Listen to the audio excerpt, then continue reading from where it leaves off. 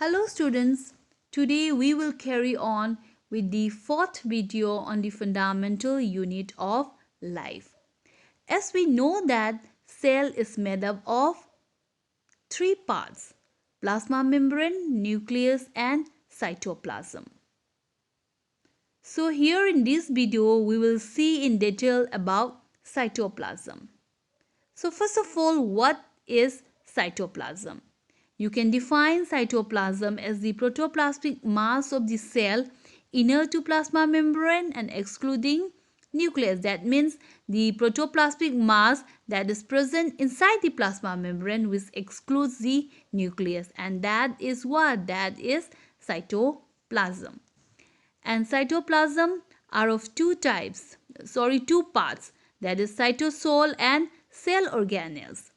And cytosol is actually the fluid part of the cytoplasm, which you can see in the picture. The fluid part is the cytosol.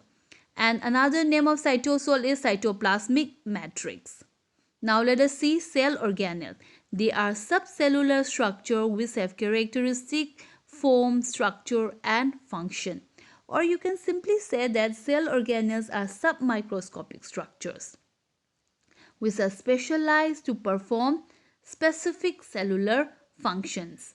Right? See here, cell organelles, and they are specialized to perform what? Specific cellular functions. Now, cell organelles are enclosed by cell membrane. In prokaryotes, besides the absence of nuclear membrane, the membrane-bound cell organelles are also absent. On the other hand, the eukaryotic cells have nuclear membrane as well as the membrane enclosed organelles. So you can see the difference between prokaryotes and eukaryotes based on the presence or absence of the membrane. Right? And the significance of the membranes can be illustrated with the example of viruses. As we have learned in lower classes that viruses lack any membrane, and hence they do not show the characteristic of life until they enter a living body and use a cell machinery to multiply. Hope you have understood up to here. Now, on the basis of the membrane covering, cell organelles are of three types. The first one is the double membrane bound, that is having two layers, mitochondria and plastids. Single membrane bound having one layer, that is endoplasmic reticulum and Golgi apparatus, lysosomes and vacuole. Another is the membraneless, having no membrane, that is ribosomes. Now we'll see the endoplasmic reticulum in details. And you can say that endoplasmic reticulum, or simply ER, is a complex network of membrane-bound channels of flat sacs, tubules and vesicles. And it may be connected to both the outer nuclear membrane as well as the plasma membrane. The membranes of endoplasmic reticulum are similar in structure to that of the plasma membrane. And it is present in all the cell except prokaryotes and the mammalian erythrocytes, that is RBC. Now, depending upon the presence or absence of ribosomes on the surface, there are two types of endoplasmic reticulum. They are smooth endoplasmic reticulum and rough endoplasmic reticulum. Smooth endoplasmic reticulum, that is SER, it is devoid of ribosomes on its surface. Another is the rough endoplasmic reticulum, RER. It is characterized by the presence of ribosomes on its surface, means ribosomes are present. And here let us see the functions one by one. RER is the site of protein synthesis. This is the place where protein are synthesized. SER helps in fats and lipid synthesis. So fats and lipids are synthesized by SER. Protein and lipid synthesized on ER are used for making cell membrane, and this process is known as membrane biogenesis. What is membrane biogenesis? The process of making cell membrane by the synthesized protein and lipids on ER, that is known as membrane biogenesis. Right? Now, another function, that is it also helps in intracellular and intercellular transport of substances. ER gives internal support to the cytoplasm. ER provides large surface area for synthesis of many chemicals and various physiological activities. So these are some of the functions of the endoplasmic reticulum, right? And we'll move on to some other functions also. SCR of liver cells takes part in detoxifying many poisons and drugs in vertebrates. So it helps to detoxify poisons and drugs in vertebrates.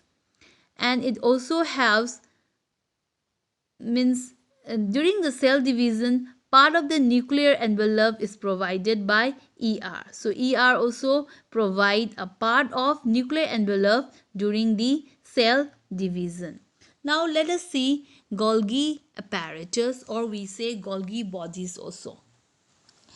And you can say that Golgi bodies, it's also a cell organelle, consists of a system of membrane-bound vesicles arranged approximately to each other in stack called cisterns. So Golgi apparatus, they are also membrane-bound vesicle arranged approximately to each other in stacks called cisterns.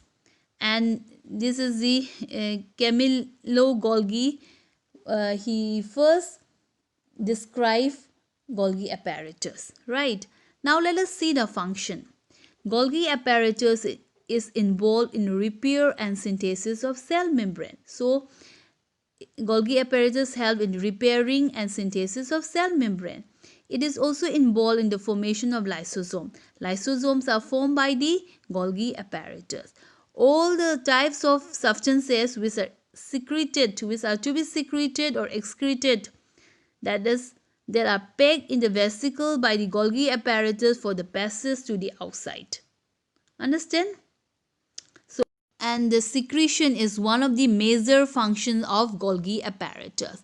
The next one is it takes part in storage, modification and packaging of various biochemical produced by different components of the cell.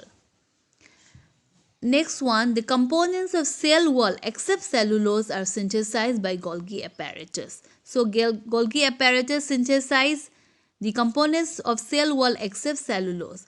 Complex and special sugar like galactose are made by Golgi apparatus.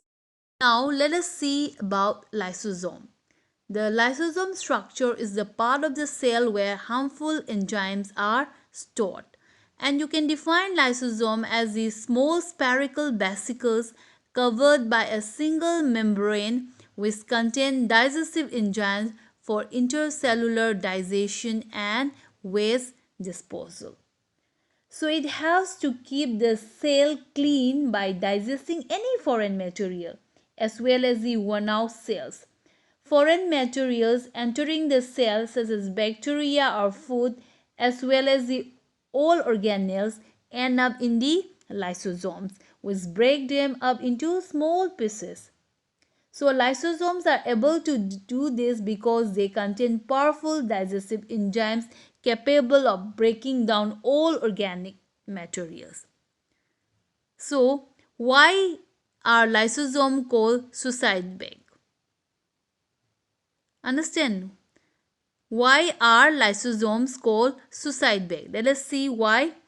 See, in damaged cell, lysosome bursts to release enzyme for digestion of cellular component, and because of their ability to kill or digest cellular components, they are called suicide bags. Understand why they are called suicide bags? Because they have the ability to kill or digest cellular components.